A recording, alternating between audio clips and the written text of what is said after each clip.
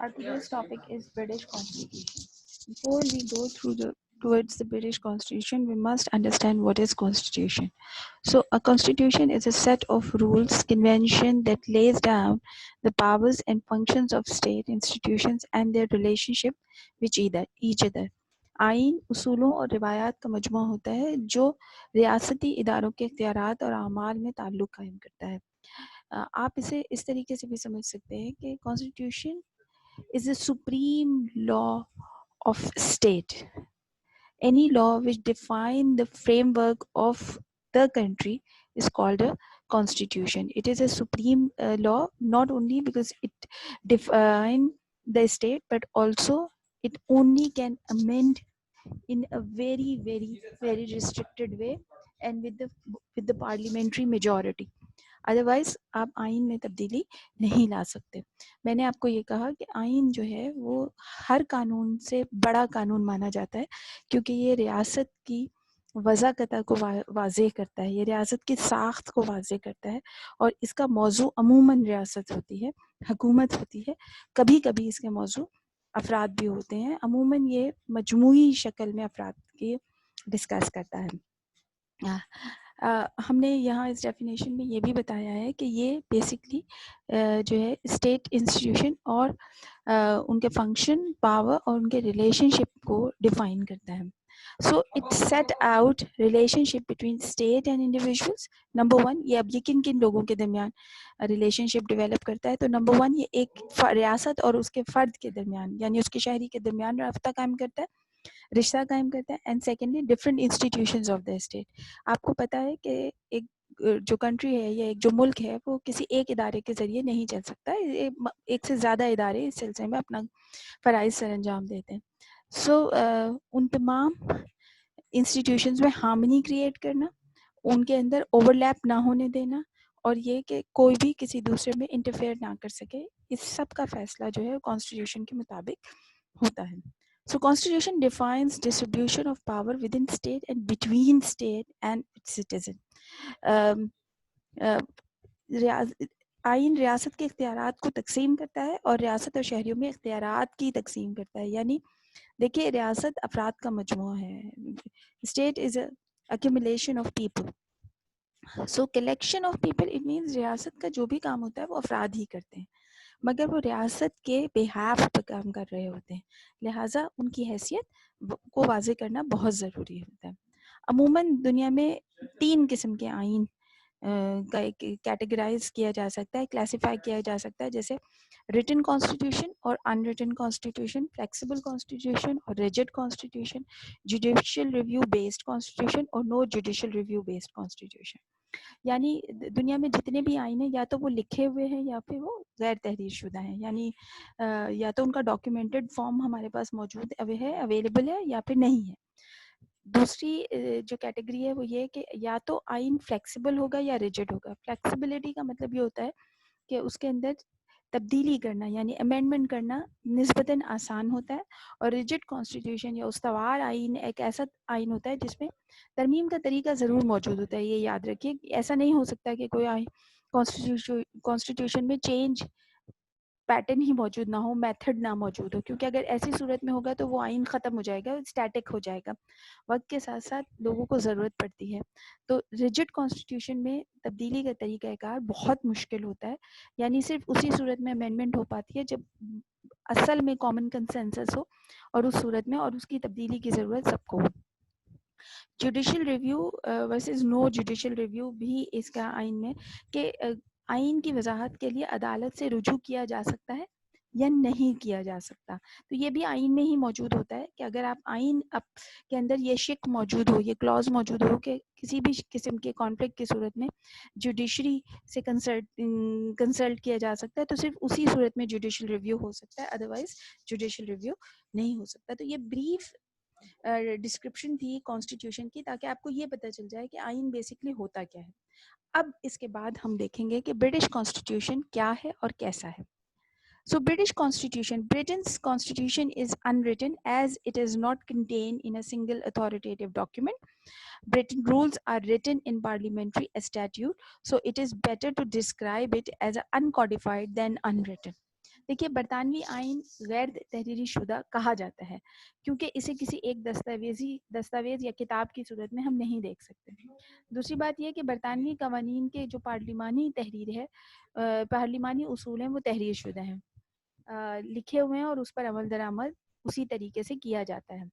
لہٰذا یہ کہنا کہ آئین لکھا ہوا نہیں ہے یہ ممکن نہیں ہے, کیونکہ آئین کا ایک بڑا حصہ نہیں لکھا ہوا لیکن آئین کا ایک دوسرا حصہ لکھا ہوا ہی بھی ہے. اس لیے اکثر یہ کہا جاتا ہے کہ برطانوی آئین کو یہ کہنا ٹھیک نہیں ہے کہ وہ غیر تحریری ہے کیونکہ اس میں کچھ حصے تحریر شدہ ہیں. اس کی جگہ یہ کہنا زیادہ بہتر ہے کہ وہ غیر تدوین شدہ ہے, یعنی اسے ایک جگہ کمپائل نہیں کیا گیا, اسے کوڈیفائی نہیں کیا گیا ہے. اس وجہ اور کہا یہ بھی جاتا ہے کہ برٹش کانسٹیٹیوشن کو کوڈیفائی کرنا بھی بہت ہی مشکل ہے, لہٰذا اس کی کوشش ان لوگوں نے کی بھی نہیں ہے, کیونکہ جب سے برطانیہ بنا ہے تب سے لے کے اب تک جو بھی چھوٹا بڑا کوئی بھی قانون ہے وہ برطانوی آئین کا حصہ ہے. لہٰذا اس کو ایک جگہ جمع کرنا, کمپائلیشن کرنا پاسبل نہیں ہے. باتیں برٹش کانسٹیٹیوشنز کے میجر فیچرز کیا ہیں. نمبر 1 uncodified اور unwritten, number 2 flexible, اور number 3 no judicial review. اب آپ کو سمجھ میں آ گیا ہوگا کیونکہ ہم پہلے اس کو ڈسکس کر چکے ہیں. So not written down in one place, scattered across statute book, conventions, etc. اس کو uncodified اس لیے کہا جاتا ہے کیونکہ یہ ایک وقت میں ایک جگہ نہیں جمع کیا گیا, نہ ہی کوئی ایسی کتاب ہے جس میں یہ مکمل طور پر موجود ہو, اور یہ بکھرا ہوا ہے, لہٰذا اس کو uncodified یا unwritten مانا جاتا ہے. Flexible, no special provision for changing constitution, can change with times but also susceptible to abuse. دیکھیے آئین کی تبدیلی کے لیے کوئی بھی خاص طریقہ کار موجود نہیں ہے, لکھا ہوا نہیں ہے, تو جو بھی کیا جاتا ہے وہ کسٹمز کی بیسس پہ کیا جاتا ہے. دوسری بات یہ کہ اس میں ایک سے زیادہ بار تبدیلی کی جا سکتی ہے. تیسری بات یہ کہ اسے 51% کے سمپل میجورٹی سے اس میں تبدیلی لائی جا سکتی ہے. تو جب آئین ایسا ہو جو سادہ اکثریت سے تبدیل کیا جا سکتا ہو تو ایسی صورت میں ایسے آئین کو فلیکسیبل یا لچکدار آئین کہا جاتا ہے. عموماً یونٹری فارم آف گورنمنٹ, جہاں بھی وحدانی ریاستی نظام ہوتا ہے وہاں کا آئین جو ہے وہ فلیکسیبل ہوتا ہے. چھوٹے ملکوں کا آئین بھی فلیکسیبل ہوتا ہے عمومی طور پہ, لیکن یہ کمپلسری پروویژن نہیں ہے کہ اگر چھوٹا ہے ملک تو اس میں آئین جو ہے وہ فلیکسیبل ہوگا. ایسا ضروری بھی نہیں ہے, لیکن اگر آبادی ہوموجینس ہو تو پھر اس صورت میں بھی فلیکسیبل کانسٹیٹیوشن کو اپلائی کیا جاتا ہے, کیونکہ مشکل طریقہ کار میں جو ہے تبدیلی کا طریقہ کار بہت بڑا ہو جاتا ہے اور اس میں بہت ٹائم لگ جاتا ہے, جس کی وجہ سے تبدیلی کا اصل مقصد ہی ختم ہو جاتا ہے. تھرڈ ون جو برطانوی کا آئین کی نمایاں خصوصیت ہے وہ ہے نو جوڈیشل ریویو, یعنی عدالتی نظر ثانی کی کوئی گنجائش موجود ہی نہیں ہے.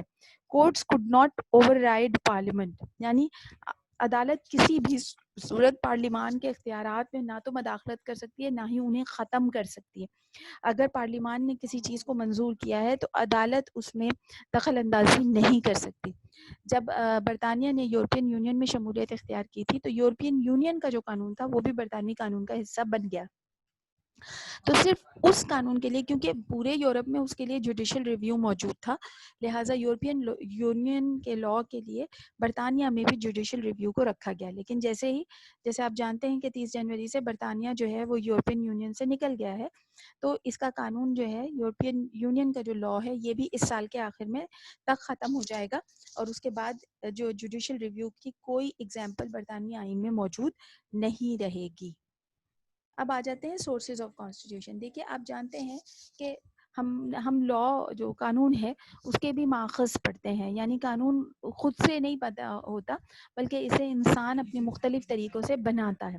سو جو برٹش کانسٹیٹیوشن ہے اس کی فرسٹ سورس جو ہے, کیونکہ وہ ریٹن سورس ہے اس لیے اسے فرسٹ کہا جا رہا ہے, لیکن اس کے علاوہ جو بڑی سورس ہے وہ ان کی کنونشنز ہیں, وہ اسٹیٹیوٹ نہیں ہے, لیکن کیونکہ ریٹن مٹیریل ہے اور اس کو آپ کہیں پر بھی پڑھ سکتے ہیں, لکھ سکتے ہیں, چیک کر سکتے ہیں, اس لیے پہلی سورس ہم نے وہ رکھی ہے.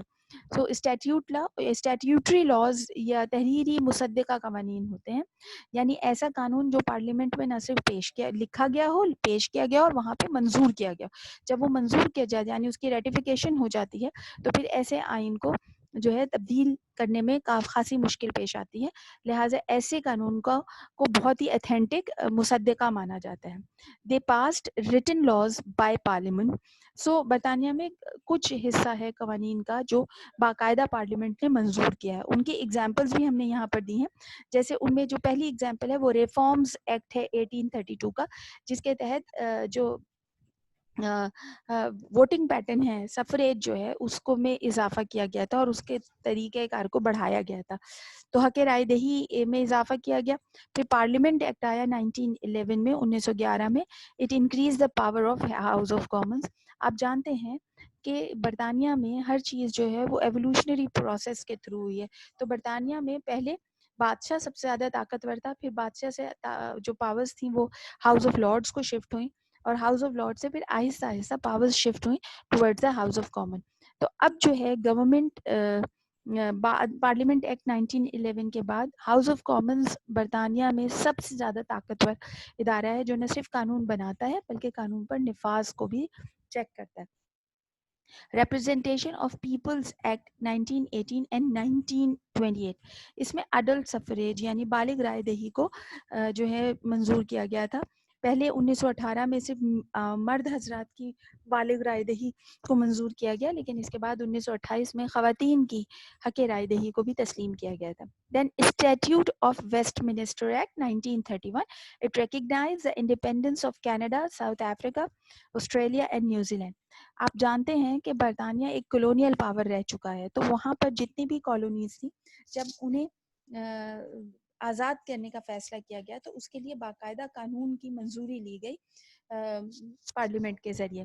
سو پہلا جو ایکٹ تھا اسٹیٹیوٹ آف ویسٹ منسٹر، اس کے تحت جتنی بھی ڈومینز تھیں برطانیہ کی، انگلینڈ کی جتنی بھی ڈومینز تھیں انہیں آزادی دی گئی، جن میں کینیڈا، ساؤتھ افریقہ، آسٹریلیا اور نیوزی لینڈ شامل تھے. ڈومین کا مطلب یہ ہوتا ہے کہ لوکل گورنمنٹ اسٹیبلش کی جاتی ہے، جبکہ جو ہیڈ آف دا اسٹیٹ ہوتا ہے وہ برٹش کراؤن ہی رہتا ہے.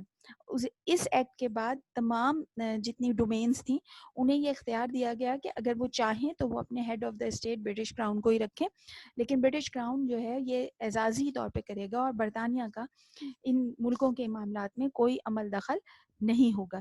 لہٰذا ان میں سے سب ملکوں نے جو ہے وہ برٹش کراؤن کو اپنا ہیڈ آف دا اسٹیٹ برقرار رکھا، جبکہ لوکلی یہ سارے کے سارے ملک آزاد اور انڈیپینڈنٹ ہیں. یعنی ایک سمبولک جو پریزنٹیشن ہے، وہ ریپرزنٹیشن ہے، وہ موجود ہے. اس کے بعد جو اگلا ایکٹ ہے وہ انڈین انڈیپینڈنس ایکٹ 1947 ہے. آپ جانتے ہیں کہ کولونیل پاورز نے جب ان سب کانٹیننٹ کو آزاد کرنے کا فیصلہ کیا تو اس کا بھی باقاعدہ طور پر جو ہے قانون منظور ہوا، جسے 3 جون پلان کے نام سے بھی ہم جانتے ہیں. سو انڈیپینڈنس ایکٹ 1947 جو ہے یہ وہ ایکٹ ہے جس نے پاورز ٹرانسفر کی، گورنمنٹل پاورز ٹرانسفر کی پاکستان اور انڈیا کی صورت میں سب کانٹیننٹ کے لوگوں کو، اور 2 نئے ملک وجود میں آئے. تو یہ بھی برطانوی آئین میں منظور شدہ ہے. جیسے میں نے آپ کو بتایا کہ جو چیز ایک بار شامل ہو جاتی ہے وہ وہاں پر نکلتی نہیں ہے. اس کی سیکنڈ سورس ہے اور یہ سب سے پاورفل سورس ہے کیونکہ اسی کے تحت جو ہے برطانیہ کا قانون چلتا ہے. So that is called the convention یا روایات. روایات جو ہوتی ہیں وہ لکھی ہوئی نہیں ہوتی ہیں، they are unwritten but accepted rules of behaviour. یہ ایسا ہے کہ یہ برطانیہ میں روایات کو قانون کے طور پر ہی لیا جاتا ہے اور وہ اسے اپنے زندگی میں، اپنے رویوں میں شامل کر لیتے ہیں. تو یہ رسم و رواج جو ہیں یہ طویل عرصے سے وہ استعمال کر رہے ہیں اور ان کے لیے ان کی حیثیت لکھے ہوئے قانون سے بھی بڑھ کر ہے. ان کی ہم کچھ ایگزامپلز یہاں پر دی ہیں، جیسے مونارک اسینٹ ٹو لیجسلیٹر، تاج کی جانب سے قانون سازی کو قبول کیا جاتا ہے. یعنی یہ جو بھی قانون پارلیمنٹ بنائے گا وہ جو تاج برطانیہ ہے وہ اسے قبول کرے گا، یہ ان کی روایت ہے. لہٰذا اگر وہ اس سے ناخوش بھی ہوں تب بھی وہ اس کو قبول کرنے کے پابند ہیں. Then monarch appoint dominant parties leader as a prime minister. یعنی یہ بھی روایت ہے کہ تاج برطانیہ وزیر اعظم اکثریتی جماعت سے ہی دعوت دیتا ہے بنانے کے لیے، اور پھر اکثریتی جماعت اپنے ہی لوگوں میں سے کسی کو منتخب کرتی ہے پرائم منسٹر کے طور پر. اس کی اگلی ایگزامپل ہے آل منسٹرز ڈرون فرام کامنز اور لارڈز. تمام وزیر عام اور خاص میں سے ہی منتخب ہوں گے. یعنی جو کیبنٹ بنے گی اس میں جتنی بھی منسٹریز ہوں گی ان کا تعلق خصوصاً ہاؤس آف کامن سے ہوگا, یا پھر اگر ہاؤس آف کامنس کے نہیں ہیں تو پھر ہاؤس آف لارڈ سے ہوں گے, یعنی ان کا پارلیمنٹیرین ہونا لازمی ہے, یہ بھی روایت ہے. دین کلیکٹو کیبنٹ رسپانسبلٹی. اچھا, یہ بھی ایسا کیا گیا کہ وزیر اعظم کو اکیلے جو ہے ساری ذمہ داری نہیں اٹھانی ہے گورنمنٹ کی, بلکہ یہ کلیکٹو رسپانسبلٹی کیبنٹ کے تمام اراکین مل کر اٹھائیں گے. یہ بھی روایت ہے, یہ کہیں لکھا ہوا نہیں ہے. Then conventions common to all political system. ہر ایک کے لیے یکساں سیاسی نظام ہوگا, یعنی کسی بھی طریقے کی جو ہے ایڈوانٹیج کسی کو نہیں دیا جائے گا. برطانیہ میں رہنے والے ہر شہری کو یکساں سیاسی نظام کی سہولت حاصل ہوگی. اب ہم آتے ہیں تیسرے سورس کے اوپر, وچ از چارٹر. چارٹر یا معاہدات. English constitution also comprise with charters and agreement which define the role of crown and right of people. Such charters have been historic documents. دیکھیے برطانیہ میں جتنے بھی معاہدات ہوئے, چاہے وہ دو لوگوں کے درمیان ہوئے, بادشاہ یا عوام کے درمیان ہوئے, یا بادشاہ اور اس کے کسی اور ملک کے ساتھ ہوئے, وہ تمام اگریمنٹس جو ہیں وہ بھی انگلش کانسٹیٹیوشن کا حصہ ہیں, اور اس کے ذریعے انگلش کانسٹیٹیوشن کی ایک خاص شکل سامنے آتی ہے. اور نہ صرف انگلش کانسٹیٹیوشن کی بلکہ اس کے ساتھ ساتھ جو انگلینڈ یعنی برٹن کی بھی ایک خاص حیت جو ہے وہ اس کے ذریعے سامنے آئی. ہم نے جیسے آپ کو بتایا کہ وہ تمام اگریمنٹس جو ہیں وہ بھی برٹش کانسٹیٹیوشن کا حصہ ہے. ان اگریمنٹس میں جو پہلا اگریمنٹ ہے وہ پہلا ریٹن اگریمنٹ بھی ہے برطانیہ کا, which is called میگنا کارٹا. Magna Carta was happened in 1215 between the king and the people, king and the barons. So based on prohibition of taxes and great powers of great council. اس قانون کے تحت یہ فیصلہ کیا گیا کہ کاؤنسل کی منظوری کے بغیر عوام پر کسی بھی قسم کا ٹیکس عائد نہیں کیا جائے گا, نہ ہی ٹیکس میں اضافہ کیا جائے گا. اور دوسرا یہ کہ کاؤنسل کے اختیارات میں بھی اضافہ کیا جائے گا. یہ اس کا اختیار بڑھ ہی رہا تھا کہ اس کو یہ اختیار دیا گیا کہ وہ ٹیکس جو ہے کی منظوری دے گا کہ یہ ٹیکس لگنا چاہیے یا نہیں. دوسری چیز اس میں یہ بھی تھی کہ عوام کو پہلے سے مطلع کیا جائے گا, یعنی انہیں پہلے سے بتایا جائے گا کہ کوئی نیا ٹیکس یا اس میں کوئی انکریز جو ہے وہ ہونے والا ہے. اور اس کے علاوہ بھی اس کے اندر کافی چیزیں شامل ہیں. دین نیکسٹ ہے petition of right 1628. Petition of right 1628 کے تحت loan and gift need parliament approval.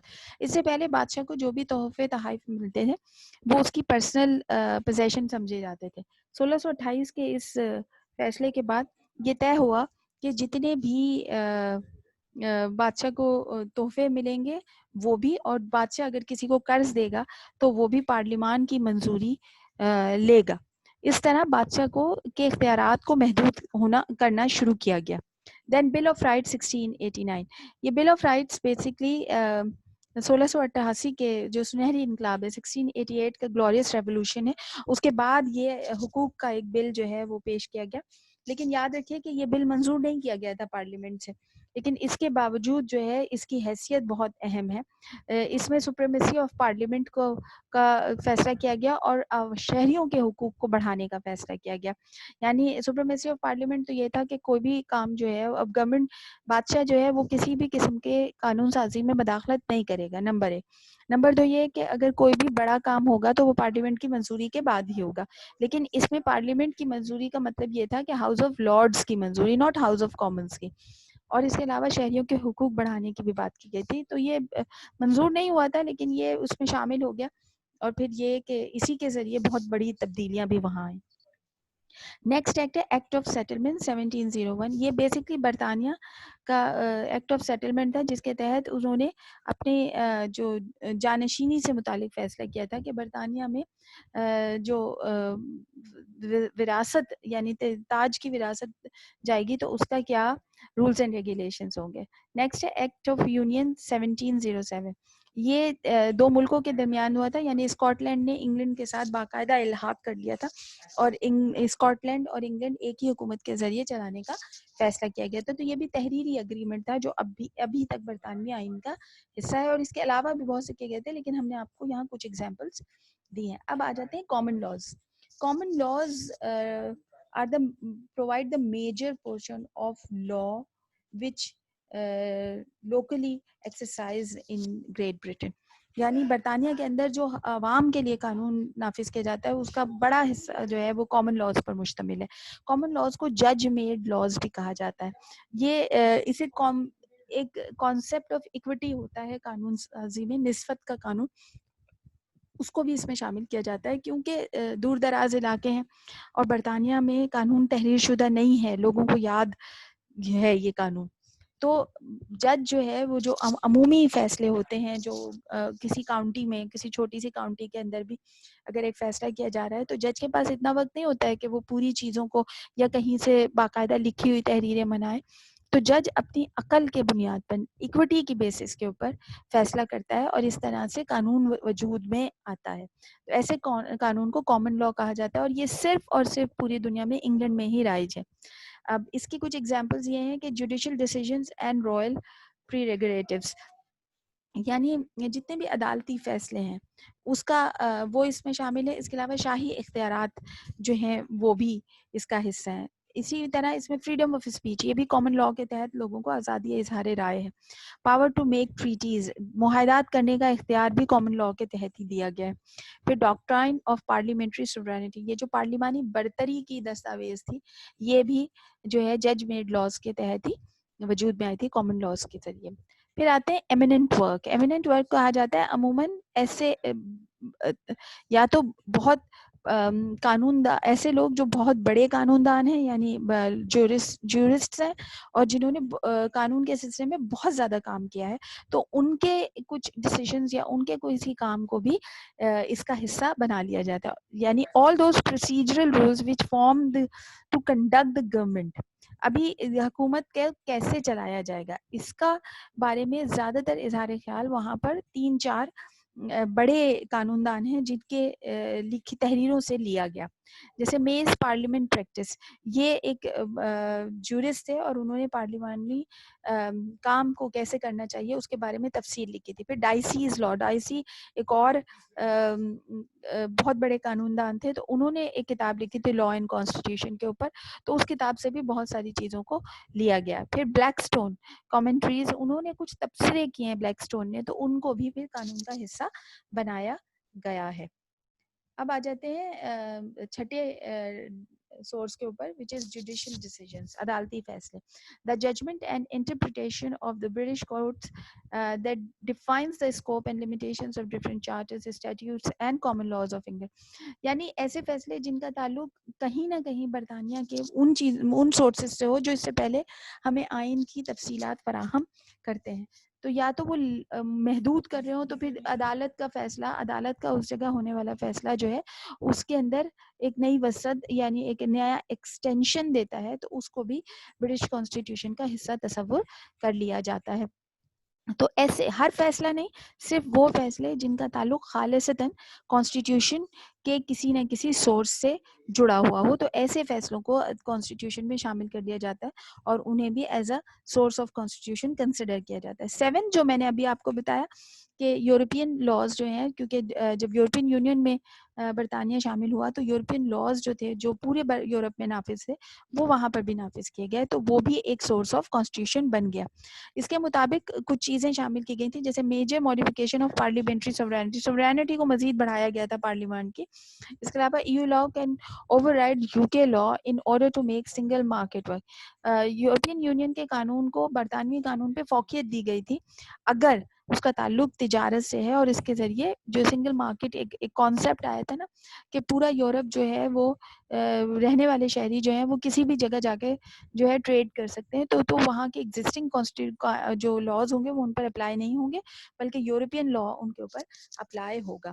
لیکن جیسے میں نے آپ کو بتایا کہ اب برطانیہ وہاں سے نکل گیا ہے یورپین یونین سے, تو یہ 1 سال کا پیریڈ دیا گیا تاکہ وہ تمام چیزوں کو جو ہے صحیح کر لیا جائے, اور اس کے بعد یورپین لا کو برطانوی کانسٹیٹیوشن سے نکال دیا جائے گا. یہ بھی ان کی ہسٹری کا پہلا واقعہ ہوگا کہ کوئی سورس جو ہے یا کوئی کانسٹیٹیوشن کا کوئی پورشن جو برطانوی کانسٹیٹیوشن میں شامل کیا گیا اسے نکالا جا رہا ہے. اس سے پہلے ایسا کبھی بھی نہیں ہوا ہے.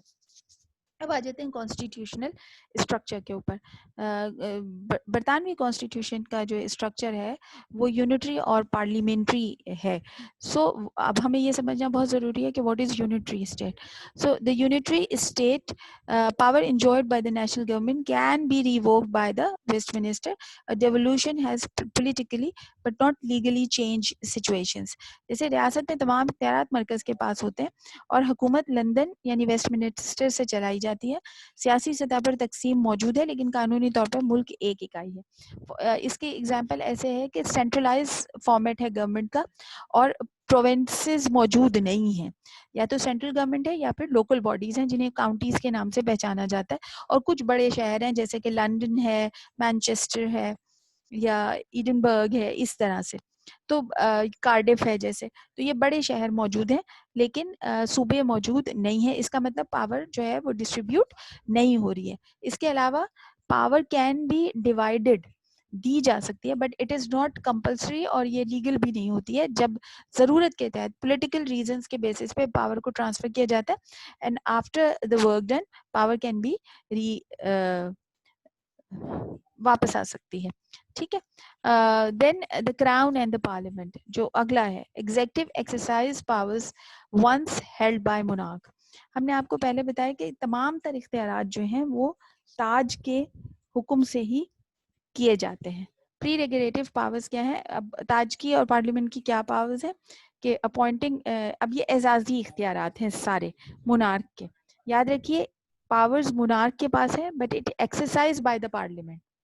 سو ایک باڈی ہے جو اختیارات رکھتی ہے مگر ان کی ایکسرسائز یعنی ان کی پریکٹس ہونا دوسری باڈی کے ذریعے ممکن ہے. سو کیا پاورز ہیں؟ جیسے اپوائنٹنگ منسٹریز. اب یہ تمام منسٹرز جو ہوتے ہیں وہ تاج برطانیہ اپوائنٹ کرتی ہے, مگر کس کی وشز سے کرتی ہے؟ پرائم منسٹر کی یا پارلیمنٹ کی. ڈیزالونگ پارلیمنٹ, تاج برطانیہ صرف اسی صورت میں پارلیمنٹ کو ڈیزالو کر سکتے ہیں جب پارلیمنٹ اس سے یہ کہے کہ ڈیزالو کرو, ادروائز وہ نہیں کر سکتے. اپوائنٹنگ سول سرونٹ, جتنے بھی سول سرکاری ملازمین ہوتے ہیں وہ تاج برطانیہ اپوائنٹ کرتی ہے, مگر یہ بھی پارلیمان کی مرضی سے. دین ڈکلیئرنگ وار, جنگ کا اعلان کرنا بھی جو ہے تاج کی ذمہ داری ہے, مگر یہ بھی وہ پارلیمان کی مرضی سے کرتی ہے.